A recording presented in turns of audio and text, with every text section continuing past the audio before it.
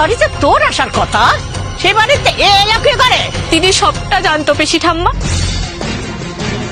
সেদিন ও আমার পাশে দাঁড়িয়ে সবটা শুনেছিল, কিন্তু রাহির বাবা মা আসলে পিসি ঠাম্মি বলে মিথ্যেবাদী ঠক জোচ্চোর পরিবার একটা। এ কথা শুনে রাহির মা চমকে ওঠে। রাহি এ অপমান মেনে নিতে পারে না। রাজীববাবু বলে, বড় পিসিমা তোমার মুখটা একটু সংযত করো, ভুলে যেও না ওরা আমাদের কুটুম। পিসি ঠাম্মি বলে, এই তো কুটুমের ছিরি দেখতে পাচ্ছি। রাহির মাকে রাহুলের মা ভুল বোঝে আর বলে যে এই বাড়ির বউ হবে বলে রাহিকে মিথ্যের চৌকাঠ পেরোতে হচ্ছে।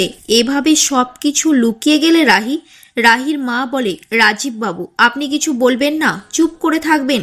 পিসি ঠাম্মি বলে, তোমাদের নোংরামির মধ্যে রাজুকে কেন ঠেলে আনছো? রাহির মা বলে, আপনি দয়া করে এখন অন্তত কিছু বলুন। আপনি আমার রাহিকে দেখে বৌমা করতে চেয়েছিলেন, আমার মেয়ের খাঁটি সোনার মতো মনটাকে আপনি চিনতে পেরেছিলেন। এখন সবাই ওকে দায়ী করছে। আমি মা হয়ে আর সহ্য করতে পারছি না।